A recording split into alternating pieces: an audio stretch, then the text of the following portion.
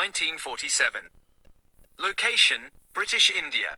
The event, the British Raj, after centuries of control, dramatically dissolves, birthing two independent nations, India and Pakistan. This wasn't a gentle separation. It was a violent, chaotic, and action-packed upheaval known as the Partition of India. Two-nation theory. The core ideology championed by the Muslim League, led by Muhammad Ali Jinnah, asserting that Hindus and Muslims were distinct nations with the right to their own homelands. Communalism. Decades of rising tensions and mistrust between Hindu and Muslim communities, sometimes stoked by British divide and rule policies, exploded into widespread violence. Failed negotiations. Attempts to create a unified India with power-sharing agreements between the Indian National Congress and the Muslim League ultimately collapsed. British haste. Facing post-war economic strain and increasing pressure for independence, the British decided to expedite the withdrawal, setting a tight deadline for the partition. Radcliffe Line. A hastily drawn border by a British lawyer, Sir Cyril Radcliffe, who had little knowledge of the region. The line arbitrarily divided provinces like Punjab and Bengal, cutting through villages, farms, and even homes, often based on incomplete data. The border wasn't revealed until after independence, trapping millions on the wrong side. The explosive aftermath. Mass migration. An unprecedented human exodus as an estimated 12 to 20 million Hindus, Sikhs, and Muslims frantically tried to cross the newly formed borders to reach what they believed was the safety of their religious majority nation. Unspeakable violence. This migration was met with horrific communal violence on both sides. Trains carrying refugees were attacked, villages were massacred, and widespread looting, arson, rape, and murder ensued. Estimates of the death toll range from several hundred thousand to possibly over 2 million. Refugee crisis. The newly formed nations were overwhelmed by the sheer number of refugees, lacking adequate resources for shelter, food, and medical care. Makeshift refugee camps sprang up, rife with disease and despair. Division of assets. The entire infrastructure of British India, the army, navy, civil service, railways, treasury, had to be divided between the two new dominions in a rushed and often unfair manner. Princely states. The fate of hundreds of princely states, which had varying degrees of autonomy under British rule, was left uncertain, leading to further conflict and integration challenges, most notably in Kashmir. Lasting impact. Enduring hostility. The partition left a legacy of deep mistrust and animosity between India and Pakistan, leading to multiple wars and ongoing tensions, particularly over the disputed region of Kashmir. Displaced communities. Millions remained displaced, forever marked by the trauma of loss and separation. Altered demographics. The religious landscape of the subcontinent was drastically altered. Political realignments. The partition shaped the political identities and trajectories of both India and Pakistan. The partition of India was not just a political division. It was a cataclysmic event marked by immense human suffering and violence, the repercussions of which continue to shape the geopolitical landscape of South Asia today.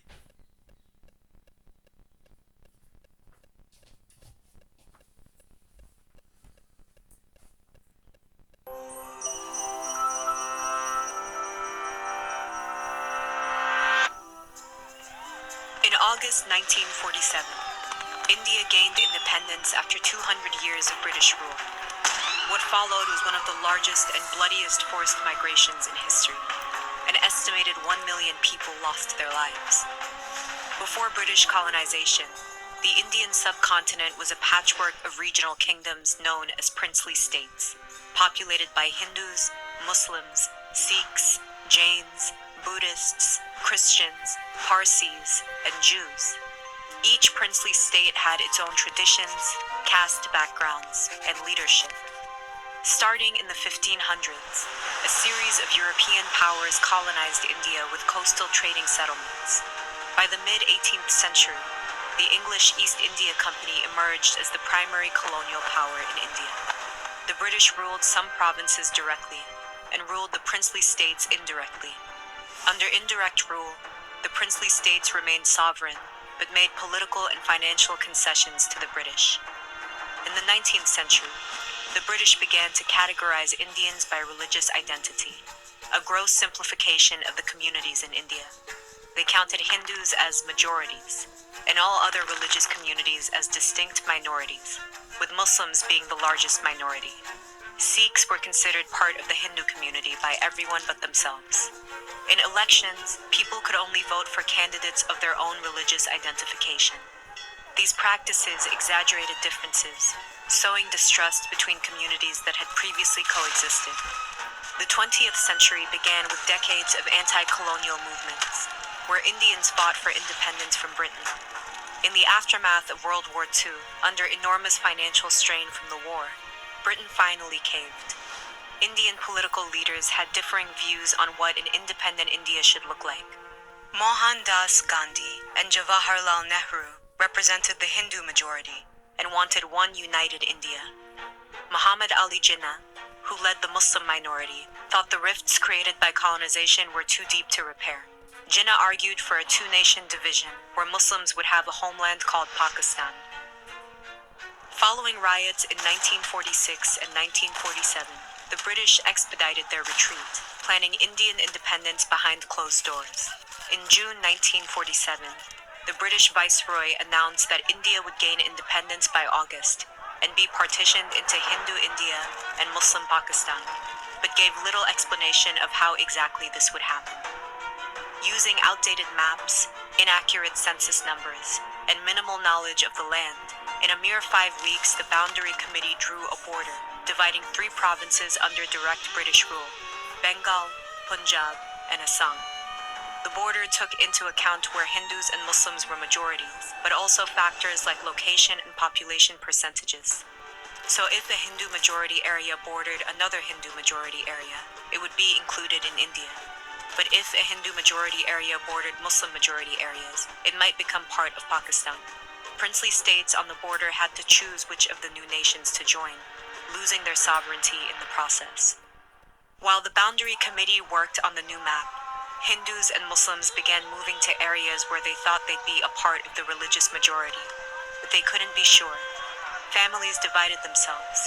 Fearing sexual violence, parents sent young daughters and wives to regions they perceived to be safe. The new map wasn't revealed until August 17, 1947, 2 days after independence. The provinces of Punjab and Bengal became the geographically separated East and West Pakistan. The rest became Hindu-majority India. In a period of 2 years, millions of Hindus and Sikhs living in Pakistan left for India, while Muslims living in India fled villages where their families had lived for centuries. The cities of Lahore, Delhi, Calcutta, Dhaka, and Karachi emptied of old residents and filled with refugees. In the power vacuum British forces left behind, radicalized militias and local groups massacred migrants. Much of the violence occurred in Punjab, and women bore the brunt of it, suffering rape and mutilation. Around 100,000 women were kidnapped and forced to marry their captors. The problems created by partition went far beyond this immediate deadly aftermath. Many families who made temporary moves became permanently displaced, and borders continued to be disputed.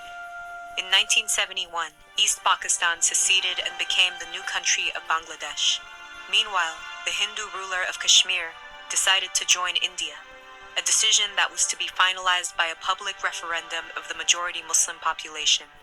That referendum still hasn't happened as of 2020, and India and Pakistan have been warring over Kashmir since 1947. More than 70 years later, the legacies of the partition remain clear in the subcontinent, in its new political formations, and in the memories of divided families. When we read over accounts of the past, the perspectives of young people have often been left out, but it is vital that these experiences are shared and amplified. Educators, help your students tell their own stories at ed.ted.com/studenttalks. 1947, the British left India after more than 300 years. British India was partitioned into 2 independent nation-states, India and Pakistan. India was to remain secular with a Hindu majority. Pakistan was to have a Muslim majority. This is the story of how 2 countries were carved up in haste by British colonists and how this led to one of the largest human migrations in history. An An estimated 15 million people were uprooted as Muslims began trekking to east and west Pakistan, while Hindus and Sikhs went the other way. Between 1 and 2 million people lost their lives due to large-scale religious violence, starvation, and disease. More than 75,000 women were raped or abducted.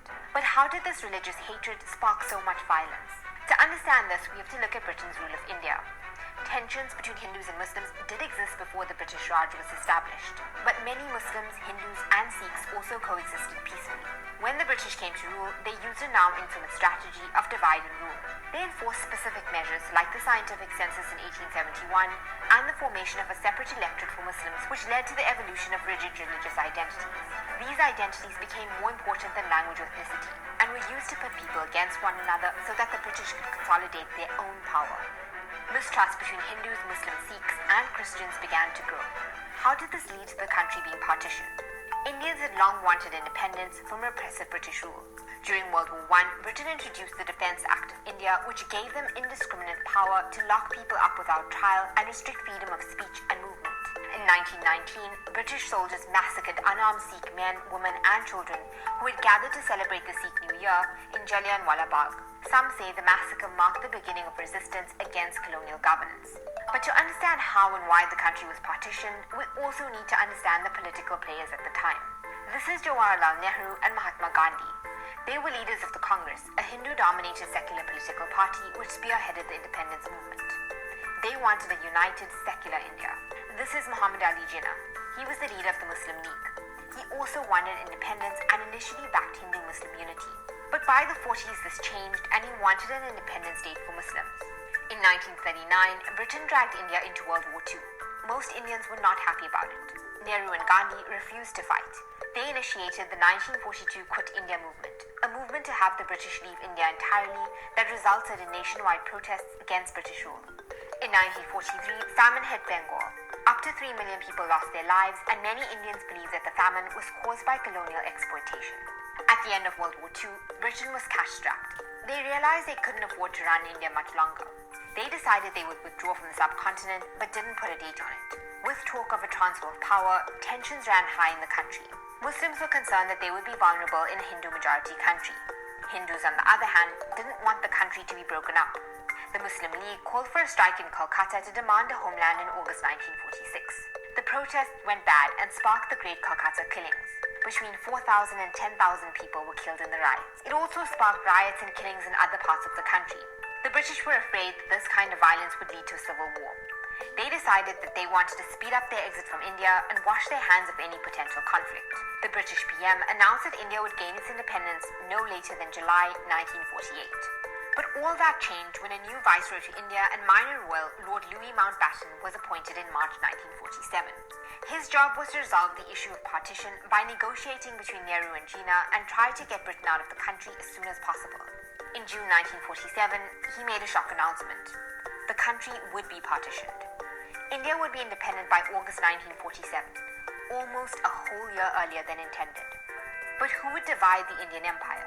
This is Cyril Radcliffe. He was the British lawyer tasked with breaking up India by taking into consideration religious differences and railways and canals. He had never traveled anywhere east of Paris before he was flown to India and given 36 days to carve up the map of South Asia. Radcliffe drew the line which cut the states of Bengal and Punjab into two. He didn't award the princely state of Kashmir to either country. He later admitted that he relied on outdated maps and census reports because it was too hot to undertake fieldwork in June. Radcliffe finished 2 weeks before independence, but the viceroy decided to keep the borders of the new country a secret till after independence. On the 14th of August 1947, Pakistan declared its independence. A day later, so did India. At the time, neither country knew where the borders were. The British Army, which had suppressed Indians and crushed revolts, exited India after more than 300 years with hardly a shot fired and only 7 casualties. But they left 2 countries in complete turmoil. Partition unleashed a wave of bloodshed. One of the central flashpoints was Punjab. People who suddenly found themselves in the wrong country had to flee from their ancestral homes, on foot, on bullock carts, or by train. More than 7 million people traveled from India to Pakistan. Another 7 million people traveled from Pakistan to India. Mobs hid in the bushes along the way, waiting to slaughter people. Muslims, Hindus, and Sikhs killed one another. Many of the refugees succumbed to hunger or thirst or were murdered along the way. Train carriages, dubbed blood trains, which carried refugees, often arrived at their destination with corpses. Women were raped and abducted. Many of the victims were mutilated and had their breasts cut off.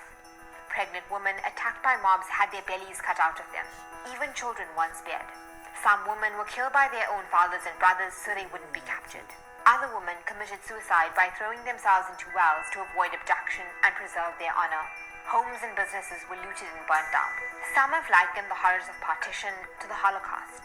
Refugee camps were set up in India and Pakistan to try to house the millions of refugees. But many more people lost their lives because of the poor conditions and disease in the camps. The massive and sudden migration changed the demographic of South Asia forever. Almost all Hindus fled cities like Karachi, which were populated with just under 50% of Hindus before partition. More than 300,000 Muslims were forced to flee Delhi alone, the capital of independent India. Partition separated thousands of families. More than 70 years later, many families are still divided. Pakistan and India remain bitter rivals. They have fought 3 wars over Kashmir and one over East Pakistan, which eventually became Bangladesh. Today, there are still disputes over water and borders. More than 7 decades later, more than 1.6 billion people still live in the shadow of partition.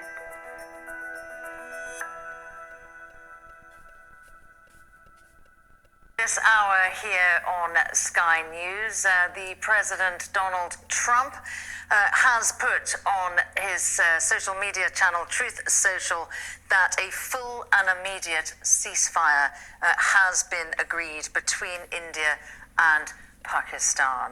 He ran Truth Social after a long night of talks mediated by the United States. I am pleased to announce that India and Pakistan have agreed to a full and immediate ceasefire. Congratulations to both countries on using common sense and great intelligence. Thank you for your attention to this matter. This, of course, relates to our top story, very much a developing situation, escalating tensions between India and Pakistan over Kashmir. Both, of course, nuclear powers, a lot of accusations, counter-accusations going back and forth, missiles as well going back and forth the borders there. We are going to be going to our India reporter, Neville Lazarus, who's been monitoring the situation from the Indian side. Neville, this announcement feels pretty consequential from President Trump. Has news of this filtered through to you where you are? Well, it is very consequential, and I think a lot of people will breathe a sigh out here. It hasn't yet filtered amongst a lot of the news channels and people. It will take some time. Obviously, it's just been announced. But yes, the ceasefire announcement comes as a big relief out here. There has been a lot of tension, a lot of uncertainty, especially in the border regions, in the towns and villages closer to the international border in Rajasthan, Punjab, Gujarat, but more importantly on the line of control in Kashmir, the 740-kilometer de facto line of control, which is the border where there has been intense shelling for the last 4 nights now, and this is with a lot of artillery and mortar fire. There's been a number of villages and towns where people have been evacuated from this place because there has been casualties. People have died, their homes, livelihoods have been destroyed, and a number of homes have been damaged because of the shelling. But also the sort of uncertainty of where this is going to take both the countries. In India, the mood was slightly changing in the last today since the attacks that took place overnight and early parts of the morning, where on 26 locations, according to the Ministry of Defense, where a number of missiles and armed drones had been launched into the country, into India, and which have been shot down, though the military saying 4 of its bases have been there was some sort of damage to military equipment and personnel in these 4 bases, but nevertheless, there has been a lot of tension and sort of uncertainty along this very long border of India and Pakistan. India obviously has maintained that the strikes that they conducted on the 7th in the morning were against terror targets. They hit what they say is terror infrastructure, and that was in retaliation to the killing of 26 people in Kashmir, mainly tourists who were there. These 4 gunmen had come into Pahalgam and created havoc there by killing 26 people, some in sort of execution style, and there's been a lot of anger then. And when this retaliatory strikes took place, it sort of the anger had come down. There was a sense that they have taken revenge against terror organizations, and then we saw these escalations of military strikes between the 2 countries, claims and counterclaims of attacks on each other, and it was turning into sort of a tit for tat, where people out here felt that it was getting even worse, and especially with pictures coming out from border regions of casualties and damaged houses, destroyed livelihoods, there was a sort of a mood change. But with this announcement, I'm sure it will sort of bring things to a much calmer space out here.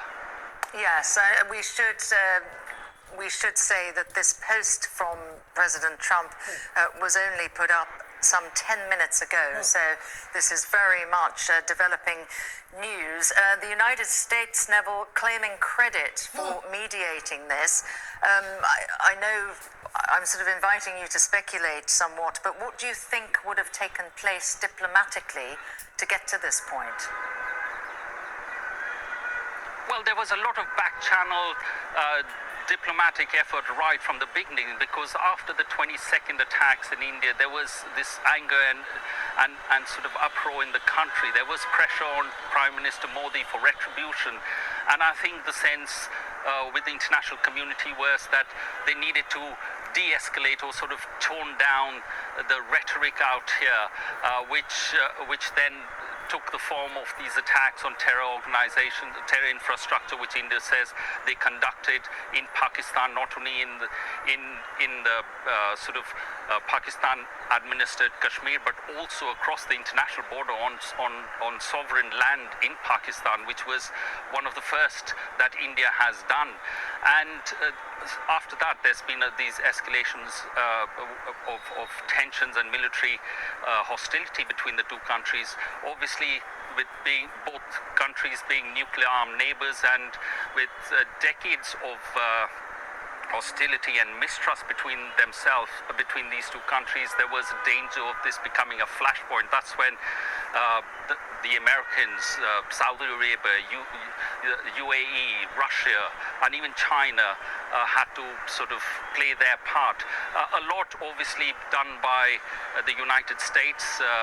Secretary of State Marco Rubio has been speaking to his counterpart here in India, Dr. Jaishankar, but also his calls to not only the leader of Pakistan, the Prime Minister Shahbaz Sharif, but also, more importantly, to the military chief of Pakistan, General Munir, who is sort of the de facto leader out there. You know, the military is an all-powerful institution in Pakistan, and to a large extent, the government defers to it. And I think that's what made all the difference, was this call to General Munir to sort of de-escalate and not take it any further. Now, both sides have attacked each other in terms of military hostilities, and they've told their people that they have done what they had to do, and the other side is the weaker one.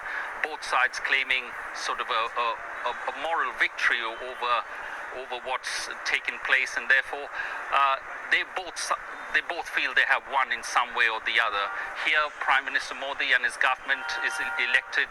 He has to go back to the voters' electorals, who he will try to kind of say that, you know, he's been victorious in this whole exercise, but both sides claiming victory in this whole escalation in the last 4 days that's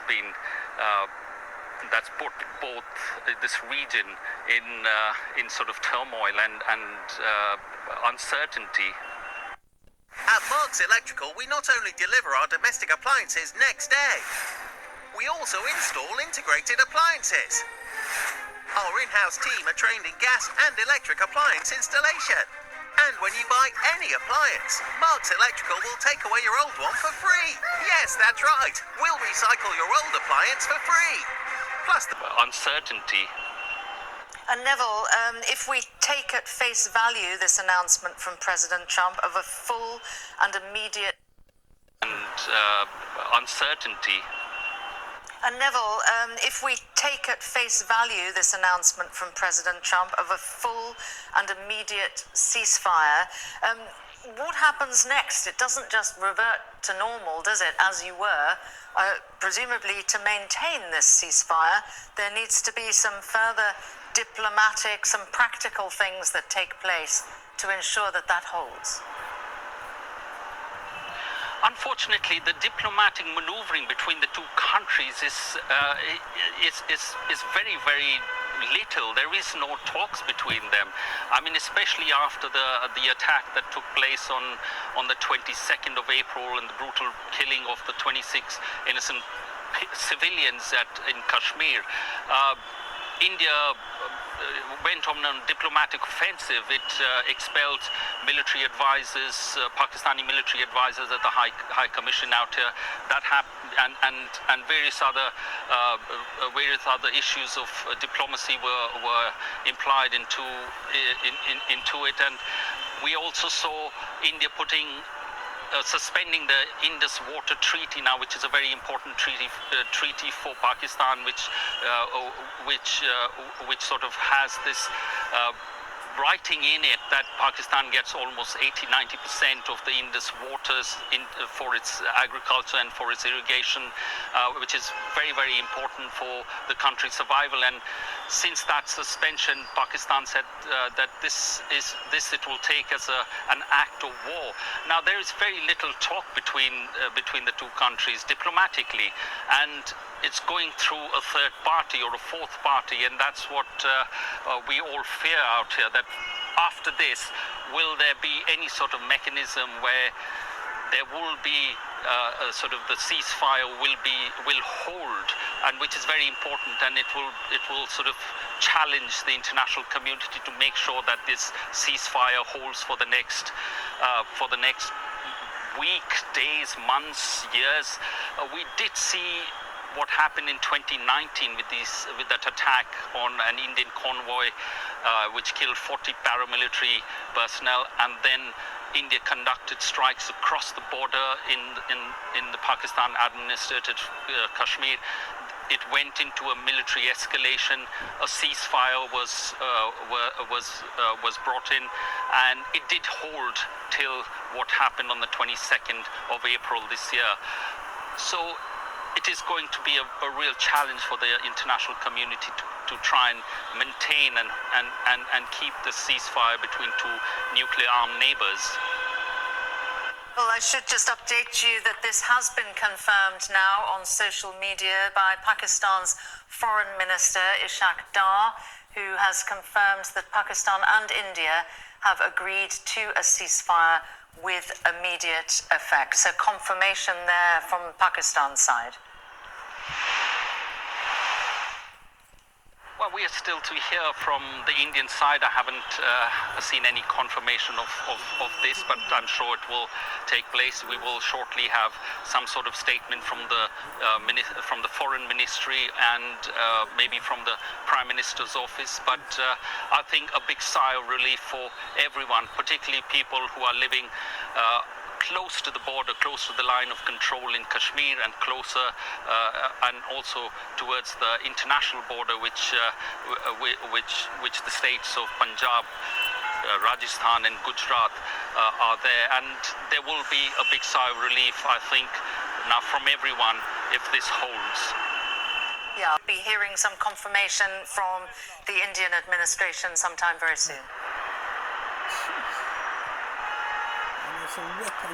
That's correct. We should be hearing pretty soon on this issue, but it will be a challenge for the international community to keep that and maintain, this ceasefire that has been announced. Well, it has come from the highest office in America, and President Trump has a very good relationship with Prime Minister Modi. He's called him a very good friend, and every time they've met, they've hugged, he maintains that Prime Minister Modi is a good friend of America. And I'm sure there will be a lot of pressure on the political establishment out here to make sure that this ceasefire holds and is maintained right through.